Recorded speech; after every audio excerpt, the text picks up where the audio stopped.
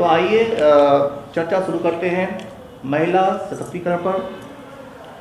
हम स्वागत करते हैं प्रोफेसर कमला निर्भय जी का, प्रोफेसर प्रभात तिवारी जी, डॉक्टर ऋचा सक्सेना, डॉक्टर ममता भदौरिया जी, डॉक्टर आर्य शर्मा जी और अविनाश सिंह राठौर जी।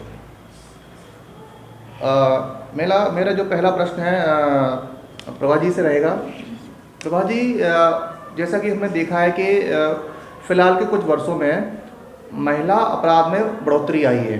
हालांकि सरकार ने तमाम सख्त कानून बनाए हैं, लेकिन फिर भी इन अपराधों पर अंकुश लगता दिखाई नहीं दे रहा है। इस पर आपके क्या विचार हैं?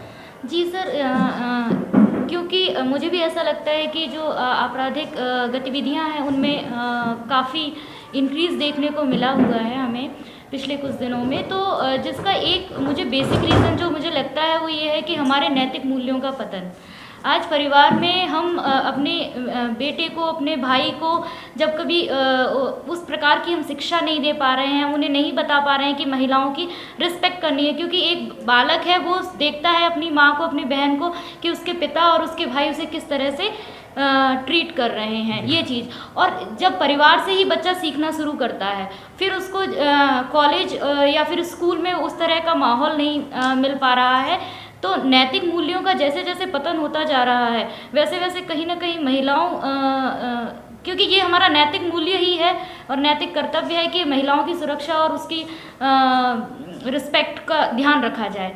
तो ये मुझे बेसिक रीजन। ऋचा जी, जैसे हमने कहा कि भी नैतिक मूल्य आधुनिक शिक्षा में, क्योंकि आप एक कॉलेज में शिक्षा दे रही हैं, आधुनिक शिक्षा में नैतिक मूल्यों की जो अनुपस्थिति है कुछ हद तक वो भी एक कारण रही है।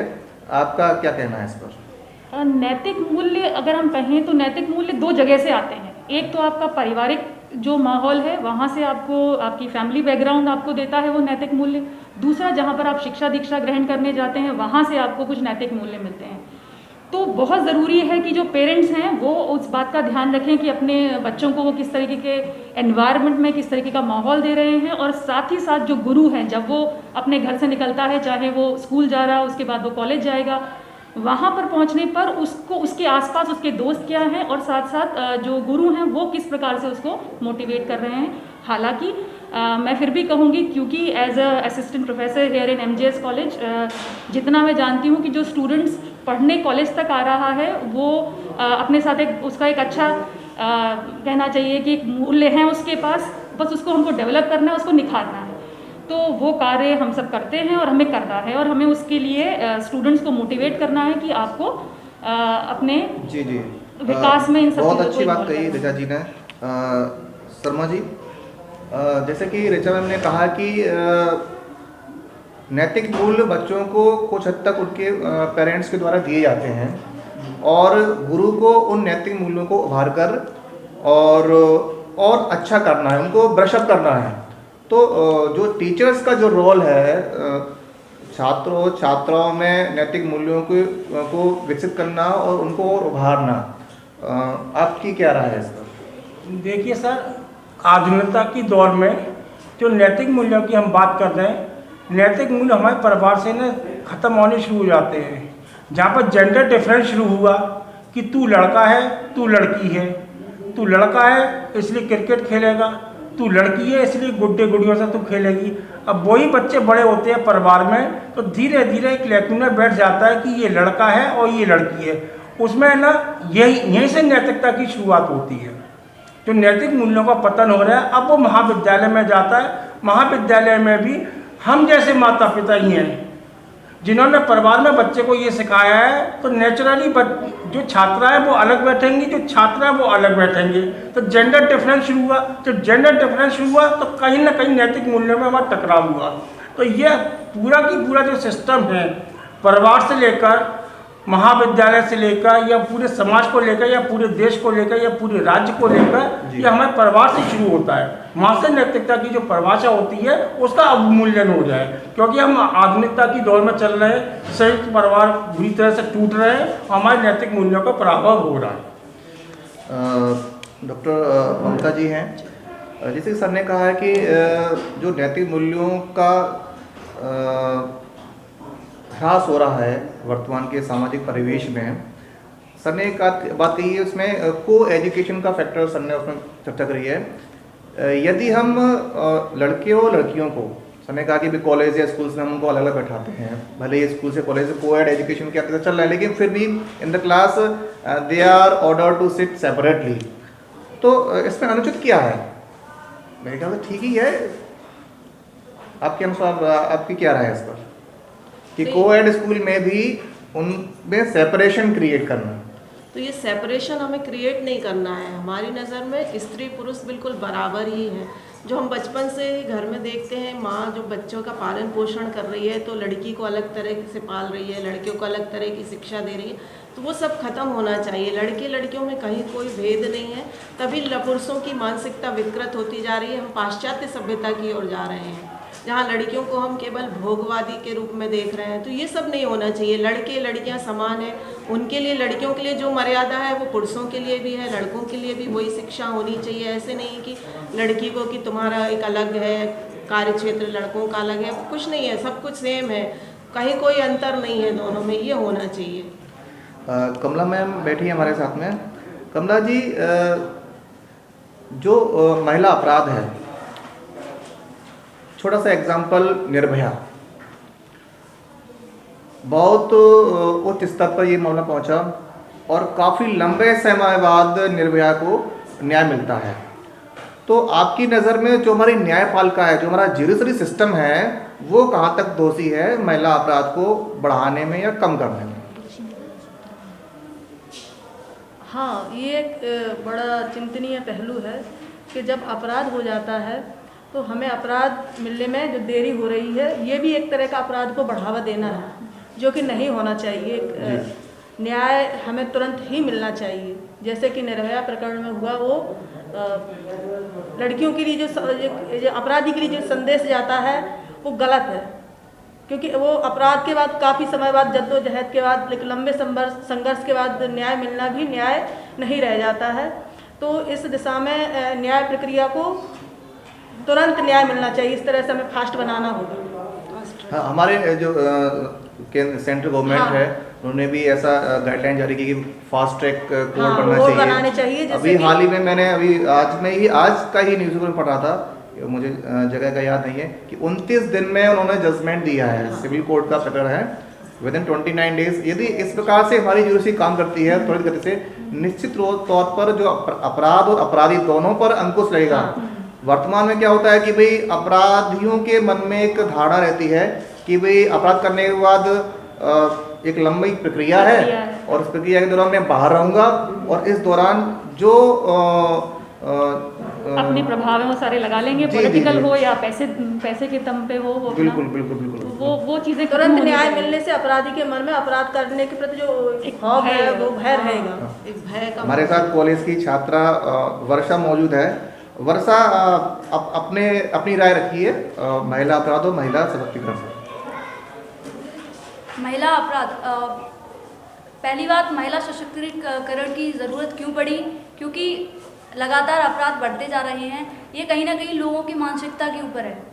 लोगों की मानसिकता में सुधार लाना है, जिसके लिए आज हम कार्यक्रम चला रहे हैं। आज पुलिस को भी ज़रूरत है, प्रशासन को भी आज कार्यक्रम चलाने की ज़रूरत पड़ रही है। क्यों पड़ रही है? स्कूल कॉलेजों में कि बच्चे नैतिक मूल्य को समझें और स्त्रियों का सम्मान करें। लेकिन अगर उस नैतिक सम्मान को, नैतिक चीज़ों को, नैतिक सम्मान को अगर हम उन्हें बचपन से ही उनके मन में डालें, यानी घर से ही उन्हें अगर ये चीज़ सिखाना स्टार्ट करेंगे, तो बहुत हद तक जो अपराध हैं उसमें कमी आएगी और हमें ऐसे कार्यक्रम चलाने की ज़रूरत नहीं पड़ेगी। अगर देखा जाए अपने इंडिया से बाहर, रूस में लड़कियों की संख्या ज़्यादा है वहाँ पर, और अपने भारत में ही देख लिया जाए, शुरू में जब ऋग्वेद था तो उस काल में स्त्रियों का जो सम्मान है वो उच्चतम था। मात्र सत्तात्मक समाज था उस समय, और सभी जो घर के जो फैसले थे वो माता या फिर बहन ही लेती थी। सही बात कही आपने। जो है ऋग्वेद में कहा गया है, इसी संदर्भ में एक बात यही कहना चाहूँगी कि जो हमारी सोच थी कि हमारे जो ऋषि मुनि थे जिनकी ऐसी सोच थी नारी के प्रति कि यत्र नार्यस्ते तत्र रमन्ते देवता, यानी जहाँ नारी की पूजा होती, जहाँ नारी का सम्मान होता, वहाँ देवता निवास करते हैं। ऐसी सोच वाले देश में महिलाओं के प्रति बढ़ते अपराध चिंता का विषय है। क्यों हो रहे हैं ये अपराध, ये हमें सोचना होगा। अगर हम आज नहीं सोचेंगे तो हमारा समाज गर्त की ओर बढ़ता चला जाएगा। समाज का एक तबका है वो लड़कियों की आज़ादी पर एक क्वेश्चन मार्क क्रिएट करता है कि भाई इनको ज़रूरत से ज़्यादा आज़ादी मिली है। निर्भया को रात की 12 या 1 बजे बाहर निकलने की क्या आवश्यकता थी? मतलब उनकी आज़ादी, एक तरफ तो हम चर्चा करते हैं कि लड़के और लड़की एक समान हैं, उनको हम एक ही तरह बराबर तराजू में बराबर तोलने की कोशिश करते हैं, लेकिन एक तरफ कहते हैं भी इनको ज़रूरत से ज़्यादा आज़ादी मिल रही है, इसलिए ये अपराध बढ़ रहे हैं। प्रभा जी, इस पर आप क्या कहेंगे? सर, मुझे ऐसा लगता है कि महिलाओं के लिए विशेषता नहीं, मुझे लगता है कि जैसे महिलाएं जो हैं अगर वो किसी सुनसान इलाके पर जाती हैं तो उनके साथ कोई दुर्घटना घट सकती है। इसी तरह कहीं ना कहीं पुरुष भी है, वो भी किसी सुनसान इलाके पे जाता है तो उसके साथ भी दुर्घटना घट सकती है। मुझे ऐसा लगता है कि दोनों को ही सक्षम होना चाहिए, उन्हें सेल्फ डिफेंस आना चाहिए और उसके बाद वो रात के 9 बजे या 12 बजे घूमे, कोई परेशानी नहीं होगी किसी भी प्रकार की। तो सबसे पहले उनके अंदर ये आत्मविश्वास आए और वो किसी भी परिस्थिति में अपने आप को बेहतर ढंग से प्रेजेंट कर सकें, ये उन्हें सिखाना ज़रूरी है सर। समय का वो नहीं कि रात या दिन या कुछ, आपके पास अगर उस तरह की क्वालिटीज़ हैं कि आप डील कर सकते हैं डिफ़िकल्ट सिचुएशन को, तो फिर समय का कोई मुझे नहीं लगता कि बहुत महत्व रह जाता है। सही बात है। ऋचा जी, शिक्षा और नैतिक मूल्य, कई मायनों में देखा जाता है व्यक्ति शिक्षित है लेकिन नैतिक मूल्यों का अभाव उसकी व्यक्तित्व में दिखाई पड़ता है। कई ऐसे एग्जाम्पल हैं कि व्यक्ति अंगूठा टेक है, उसने कभी स्कूल कॉलेज का मुंह नहीं देखा लेकिन नैतिक मूल्य उसमें बढ़ चढ़ते होते हैं। तो इसको आप कैसे देखते हैं? अगर सिर्फ इसी मायने पे अगर हम देखें कि कोई बिना पढ़ा लिखा, तो हम ये कहेंगे ये तो कभी स्कूल गया नहीं, इसने तो ऐसी कोई शिक्षा प्राप्त नहीं की, या कॉलेज नहीं गया, इसने कोई शिक्षा प्राप्त नहीं की। तो कहीं ना कहीं वो उसके संस्कार हैं, और वो जो संस्कार जो उसके घर से आते हैं, उसके माता पिता, उसके आसपास उसके दोस्त और उसके व्यवहार जो वो धीरे धीरे अडॉप्ट करता है अपने पेरेंट्स से, उस कारण से आते हैं। और जहाँ तक मेरा अंदाज़ा है कि मॉरल वैल्यूज सबसे ज़्यादा इम्पॉर्टेंट हैं, और चाहे इस सोसाइटी में आज की डेट में जितना भी है वो मानसिकता का ही जो कहना चाहिए प्रभाव दिखता है कि हम कहते हैं वो इस टाइम पे निकली, या वो ऐसे कपड़े पहनी है, वेशभूषा पे क्वेश्चन मार्क लगाते हैं महिलाओं की, या कहते हैं कि ये समय ठीक नहीं है। तो ये मानसिकता दर्शाता है उन लोगों की कि वो कितना आराम से दूसरे को क्वेश्चन कर सकते हैं, लेकिन और उन्होंने सेट कर दिया पैरामीटर कि महिलाओं को इस प्रकार से इस निश्चित पैमाने पर उनको खरा उतरना है। ये कैसे तय हुआ? जी डॉक्टर शर्मा जी, जैसे कि मैंने कहा कि एक वेशभूषा की बात आई, ये पाश्चात्य संस्कृति का प्रभाव है और उसी के चलते जो हमारी बालिकाओं की जो वेशभूषा है वो भ्रष्ट होती चली जा रही है। कुछ हद तक उनकी वेशभूषा या उनका जो रहन सहन है, मॉडर्न लाइफ स्टाइल जो है, आधुनिकता का मतलब ये नहीं है कि आप पाश्चात्य संस्कृति को फॉलो करें। आधुनिक विवेकानंद भी थे, वो एक आधुनिक व्यक्ति थे, उन्होंने आधुनिकता के बारे में, मॉडर्नाइजेशन के बारे में काफ़ी कुछ लिखा है। इस पर सर आप क्या कहेंगे? सर, मेरा ये कहना है कि पाश्चात्य संस्कृति को दोष देना और अपनी जो भारतीय सामाजिक व्यवस्था है उसका अगर हम तुलना करें तो दोनों विपरीत हैं। जब हमारे यहाँ पर एक महिला से अग्नि परीक्षा ली जाती है, एक महिला के वस्त्र हरण किए जाते हैं, राजस्थान का रूप प्रवर का कांड आपको ध्यान होगा, जहाँ पर पति की मौत के बाद पत्नी को जिंदा जला दिया जाता है, वहाँ पर पाश्चात्य संस्कृति कहाँ से आ गई? अगर पाश्चात्य संस्कृति की बात करें तो हमारे खजुराहो के जो मंदिर हैं वो पाश्चात्य संस्कृति से हजारों साल आगे है। बस ये है कि हमारी जो सोच है, हमारा जो मस्तिष्क है वो विकृत हो गया है। दूसरी की महिलाएं उत्तेजक कपड़े पहनती हैं, इसलिए उनके साथ बलात्कार हो जाता है। आप अमूमन अखबार में पढ़ते होंगे 6 महीने की बच्ची के साथ बलात्कार हुआ, 1 साल की बच्ची के साथ बलात्कार हुआ, 3 साल की बच्ची के साथ बलात्कार हुआ, वो कौन सा सेक्स का ना प्रदर्शन कर रही थी, वो कौन से उत्तेजक वस्त्र पहने थी। इसमें पूरी सामाजिक व्यवस्था सड़ गई है, गल गई है। और दूसरी बात मैं ये कहना चाहूँगा कि अंधा कानून, ये तो परिभाषा होनी नहीं चाहिए। जब कानून अंधा है तो फिर वो न्याय क्या करेगा? कानून को तो अंधा होना ही नहीं चाहिए। बहुत अच्छी बात कही है। हाँ। हम बार बार ये दोष देते हैं कि ना बच्चों की दोष है, बच्ची ना उत्तेजक कपड़े पहनकर आती हैं, तो उन बच्चों के साथ क्या है, आपने यहीं भिंड के ना, मतलब मैं नाम नहीं लेना चाहूँगा, 3 महीने की अबोध बालिका के साथ वो कौन सा सेक्स का प्रदर्शन कर रही थी? उस वक्त अपराधी को सजा क्यों नहीं दी गई? निर्भया कांड में 7 साल क्यों लगाए गए? जबकि हैदराबाद में जो कांड हुआ था उसमें 2 दिन में निपटा दिया गया उन्हें। तो कहीं ना कहीं हमारी सामाजिक व्यवस्था, हमारी राजनीतिक व्यवस्था का अपरोक्ष रूप से उसमें हाथ था। आप कुछ कहना चाह रहे हैं? वो मानसिकता का ही सारा जो खेल कहना चाहिए जो है, और बहुत ज़रूरी है कि सिर्फ इस कोई पैमाना तय होना चाहिए। अभी या तो पैमाना तय किया जाए कि भाई ये पैमाना है, इस पर महिलाओं को ऐसा या ये वेशभूषा, तो ऐसा कोई किसी को आप कैटेगराइज नहीं कर सकते कि तुम ये पहनोगे तो ऐसा होगा या ऐसा नहीं होगा। जैसा कि सर ने कहा, और बहुत अच्छी बात सर ने उठाई है, और इससे हम सभी एक बात मैं और कहना चाहूँगी, जैसे हम कहते हैं कि वो सुनसान स्थान पर गई या रात में गई या उसने ऐसे वस्त्र पहने, तो क्या इससे सामने वाले को अपराध करने का लाइसेंस मिल जाता है? हाँ। सही बात है। ये हमारी विकृत होती मानसिकता। ये प्रश्न तो यही है कि सोच विकृत क्यों हो रही है। हाँ, जैसे कि कुल मिलाकर के बात जो है नैतिक मूल्यों पर आ जाती है।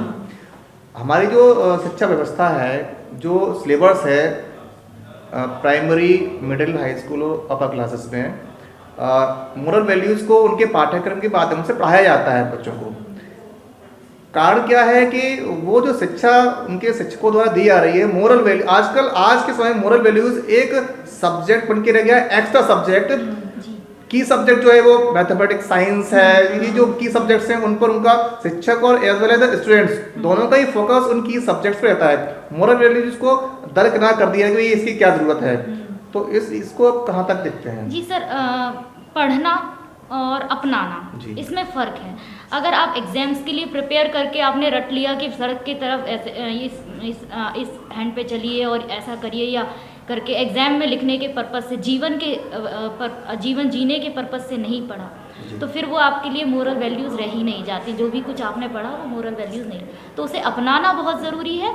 और अपनाने के लिए शिक्षक को और पेरेंट्स को, टीचर्स को, और जो भी भाई बहन दोस्त जो भी है, हर किसी को उन्हें हर टाइम गाइड करना पड़ता है। उसका एक टाइम नहीं होता कि 40 मिनट के अंदर हमने ये बता दिया, ये चैप्टर ख़त्म। इसके अलावा अगर मैं किसी बालक को देखती हूँ कि वो किसी नैतिक मूल्य का हनन कर रहा है या उसको फॉलो नहीं कर रहा है, तो मैं नहीं देखती कि ये नहीं, ये मेरे लेक्चर का टाइम नहीं है। मुझे उसी क्षण उसको रोकना है, उसे बताना है कि नहीं बेटा ये सही नहीं, ये गलत है, आप ये सही कीजिए। बहुत अच्छी बात कही। मैं भी एक शिक्षक हूँ और मेरी भी एक हैबिट है कि भाई मेरे स्कूल के स्टूडेंट्स कहीं पर भी मुझे मिलते हैं, यदि वो कुछ गलत कर रहे हैं तो मैं टोकता हूँ, भले ही उनको अच्छा लगे या बुरा। ये जो चीज़ है टोकने वाली, तो ये आज के टीचर्स में नहीं है। वो सोचते हैं कि भाई स्कूल या कॉलेज खत्म के बाद भाई तुम अपने रास्ते जाओ, हम अपने रास्ते में, they are just fulfilling their responsibility formality as a formalities. तो ये फॉर्मेलिटी हो गई है शिक्षकों की। जी, अभी जो समय चल रहा है वो एक संक्रमण का समय चल रहा है। नैतिक मूल्य युग और परिस्थितियों के अनुसार बदल जाते हैं, लेकिन कुछ नैतिक मूल्य ऐसे होते हैं जो सार्वभौमिक और सार्वकालिक होते हैं, जो कभी नहीं बदलते। तो अभी हम जिस युग में अभी जो एक संक्रमण काल का युग चल रहा है, हम समझ नहीं पा रहे हैं। हम आधुनिक भी बनना चाहते हैं, हम पुरातनता को भी नहीं छोड़ना चाहते हैं, हम कहीं बीच में फंसे हुए हैं। यही कारण है कि हमारी जो सामाजिक जो मान्यताएं हैं, मूल्य हैं, अवधारणा हैं, बदल रही हैं, और हम उन मूल्यों के साथ कभी हमें लगता है कि ये सही है, कभी लगता है गलत है। तो इस वजह से हम अपने बच्चों को, जैसे नैतिक मूल्यों की शुरुआत घर से ही होती है। अब इस संक्रमण काल में सामाजिक व्यवस्थाएं, पारिवारिक व्यवस्थाएं जो थी पहले, वो अब चरमरा रही हैं। पहले जहाँ संयुक्त परिवार थे, आज एकल परिवार हो गए। पहले हमें बताना नहीं पड़ता था, पाठ्यक्रम में शामिल नहीं करना पड़ता था। संयुक्त परिवार होते थे, बच्चे खुद ही एक दूसरे का, बड़ों का आदर करना, छोटों को प्यार देना, एक दूसरे का ख्याल रखना, ये सब चीज़ें सहज ही सीख जाते थे। आज हमें इसके लिए पाठ्यक्रम बनाने पड़ रहे हैं। बच्चों को पढ़ाना पड़ रहा है। तो ये सामाजिक मूल्य जो इनको हमें फिर से एक बार सोचना होगा। बढ़ते हुए एकल परिवारों की संख्या, आजकल अर्थ का युग है, महंगाई इतनी बढ़ गई है। मेट्रो सिटीज़ में आम सोच ये है कि husband wife both must be and job, दोनों कमाएंगे तभी उनकी गृहस्थी चल पाएगी। जी। ऐसी स्थिति में बच्चों की जो व्यवस्था है वो विखंडित हो जाती है। जिन सामाजिक मूल्यों की हम बात कर रहे हैं, जब बच्चा माता पिता के साथ रह नहीं रहा है, उनको हॉस्टल भेज दिया जाता है, तो नैतिक मूल्य उनमें कहाँ से अंकुरित होंगे? मैम, इस पर आप क्या कहेंगे? जो पारिवारिक व्यवस्था है, जो एकल परिवार बढ़ रहे हैं, ये कहाँ तक सही है? दूसरी चीज़ ये भी है कि भाई हमें गृहस्थी भी देखना है, इसको संतुलित कैसे किया जाए भाई? ये बड़ी जटिल समस्या है आज के दौर में। संयुक्त परिवार का विघटन बड़ी समस्या है अभी आजकल के दौर में। अब एकल परिवार हो गए, हस्बैंड वाइफ दोनों ही जॉब कर रहे हैं, बच्चों का पालन पोषण सही से हो नहीं पा रहा है, उनको नैतिक मूल्यों की शिक्षा दी नहीं जा रही है, अर्थ कमाने में लगे हुए हैं। तो इसमें जो है बच्चों का जो है कि विकास जो होना चाहिए हमारी संस्कृति के अनुरूप, वो नहीं हो पा रहा है। जैसे कि आप जानते हैं कि अपनी भारतीय संस्कृति में धन की देवी लक्ष्मी को माना गया है, बुद्धि की देवी सरस्वती हैं और शक्ति की देवी दुर्गा है। मतलब कहीं ना कहीं नारी को ही माना गया है हर चीज़ में। तो वो सब हम भूलते जा रहे हैं, केवल अर्थ उपार्जन में लगे हैं और जो है बच्चों का नैतिक विकास हम नहीं कर पा रहे हैं। जो शिक्षा हमें देनी चाहिए थी तो वो नहीं दे पा रहे हैं। तो ये जो है कि बड़ा समाज के लिए ये दुर्भाग्यपूर्ण है कि परिवारों का पतन हो रहा है। पहले बच्चों का पालन पोषण दादी बाबा नाना नानी सब घर में रहते थे, तो बच्चे अपने आप ही नैतिक मूल्य सीखने लगते थे। जैसे कि मैडम ने बताया अभी कि वो बड़ों का आदर करना, क्योंकि घर में ताऊ जी हैं, चाचा जी हैं, बड़े भैया हैं, उनके बच्चे हैं, तो सब सीखते थे। अब वो सब नहीं रहा है। बच्चों को हॉस्टल भेज दिया जाता है कि डिग्रियां आप अर्जित कर लीजिए, पैसे अर्जन का माध्यम सीख लीजिए, बस यही चल रहा है। हाँ, उसी का परिणाम ये है कि भाई बुढ़ापे में वृद्धजनों को जो है वृद्धाश्रम ओल्ड एज है में उनको अपनी उम्र गुजारनी पड़ती है। एक बड़ी समस्या है। निश्चित तौर पर हमें एक संतुलन बनाना है अर्थ और परिवार के बीच में, और वो संतुलन कैसे बने इस पर भी चर्चा होना चाहिए। सर, ये संतुलन कैसे बने? ये जो सामाजिक व्यवस्था है ये एक परिवार की तरह है। अगर परिवार का जो मुखिया है वो सख्त है तो हमारा परिवार अच्छी तरह से चलेगा, और जो समाज का जो मुखिया है वो सख्त है तो हमारी सामाजिक व्यवस्था अच्छी तरह से चलेगी। बार बार ये प्रश्न उठता है कि हम बच्चों में वो नैतिक मूल्य नहीं दे पा रहे हैं, हमारे संयुक्त परिवार टूट रहे हैं। अभी लॉकडाउन में संयुक्त परिवार कैसे बन गए थे? सारे बच्चे दूर दूर से लौटकर आ रहे थे और आर्थिक उत्पादन भी कम हो गया था, और कम पैसों में उन्होंने अपना परिवार कैसे चलाया? तो कहीं ना कहीं सामाजिक व्यवस्था को कंट्रोल करने वाला मुखिया वो स्ट्रांग होना चाहिए। अगर वो ढीला हो तो हमारी सामाजिक व्यवस्था बिल्कुल बिखर जाएगी। आप ये देखिए, तत्कालीन समाज में आज जो आदिवासी समाज है उसमें बलात्कार की घटना ही नहीं होती है। वहाँ पर सब लोगों ने रहन सहन भी उनका सामान होता है, कम आर्थिक मतलब लोलुपता होती है, तब भी वो अपना परिवार चलाते हैं। हम मध्यम वर्गीय लोग हैं ना, ये परिवार क्यों नहीं चला पा रहे? तो कहीं ना कहीं दोष हम में है जो हम अपने संस्कार नहीं दे पा रहे हैं। एक समय वो भी था जब कैकेयी ना दशरथ के साथ युद्ध में जा रही है, एक समय वो भी था कि ना कोई पर पुरुष हमारे हाथ नहीं लगाते तो जौहर कर रही हैं लोग। एक उसमें एक ऐसी भी लड़की थी जिसने कहा कि नहीं मुझे जौहर नहीं करना है, लक्ष्मीबाई मैं तो तलवार चला कर दुश्मनों को मारूंगी। चांद बीबी रही, आपकी रजिया सुल्तान रही, इन्होंने भी शासन करा। आधुनिक युग में कई महिलाएं जिन्होंने देश और विदेश में प्रधानमंत्री का पद संभाला, हमारी श्रीलंका है, हमारा इंग्लैंड है, इंदिरा जी हैं, ये सब लोगों ने, और बड़ी बड़ी इस समय प्राइवेट कंपनी है इन्फोसिस वगैरह, इन सब में भी आप देखिएगा जो भी ना टीम लीडर के रूप में महिलाएं काम कर रही हैं। तो कहीं ना कहीं हमारे समाज में जो हम बौद्धिकता का ना नकली आवरण ओढ़े हुए हैं उससे हम शिकार हो रहे हैं कि हमें ये भी चाहिए, हमें वो भी चाहिए। जब 6 महीने का लॉकडाउन चला था तो हमें किसी को ज़रूरत ही नहीं पड़ी, तो हम बिना वाहन के हमने अपने ना काम कैसे किया था? प्रश्न ये उठता है। बिना ज़्यादा ना हमने तेज मसाले और चाउमीन वगैरह खाए हुए सादा रोटी खाकर अपना जीवन कैसे बताया था। उस वक्त हमने अपने माता पिता दादा दादी के साथ हम कैसे रहते। तो कहीं ना कहीं हल्का सा परिवार रूपी में दोष हमारा भी है, जो हम बच्चों को अंधाधुंध ना अपनी लाइफ में बढ़ा रहे हैं। अमेरिका भेज दिया, हमारा बेटा अमेरिका में इंजीनियर है, वो वहीं से फ़ोन करके कह रहा है पापा ठीक हो, बीमार हो, हॉस्पिटल में दिखा दो, मैं पैसे भेज रहा हूँ। तो कहीं ना कहीं जड़ों में दोष है, हम में दोष है, वो तो हमें दूर करना पड़ेगा। और वो दोष कैसे पैदा हुआ है कि हमने भी अपनी नकली जीवन जीना शुरू कर दिया है। हम तुलना कर रहे हैं कि मैडम का बच्चा अगर पढ़कर आया अमेरिका से तो मेरा बच्चा ना लंदन जाना चाहिए, जितनी चादर हो उतने पैर पसार हैं हम। तो वो हमारा जो समाज है, हम जानते हैं कि ना 100 साल की हमारी ज़िंदगी है, उससे ज़्यादा हम जिएंगे नहीं, तब भी हमारी सोच ऐसी रहती है हमें भविष्य में ये काम करना है, आर्थिक रूप से हमें ये काम करना है।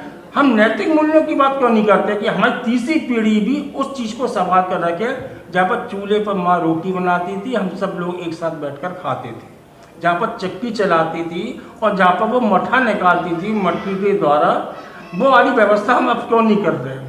विदेशी लोग तो हमारी पुरानी संस्कृति को देखने गांव-गांव में आ रहे हैं, गांव में टूरिस्ट हब बनाए जा रहे हैं, वो लालटेन की ना और मोमबत्ती की और आपके दिए की रोशनी में खाना खा रहे हैं, बड़े बड़े आप होटलों में देखेंगे, और हम नकली दौड़ में दूसरे की तरफ भाग रहे हैं। तो दोस्त तो हम लोगों में है ही कहीं से, और उसे दूर करना पड़ेगा। चाहे हम सरकार बन जाए, चाहे हम न्यायपालिका बन जाए, है तो हम ही।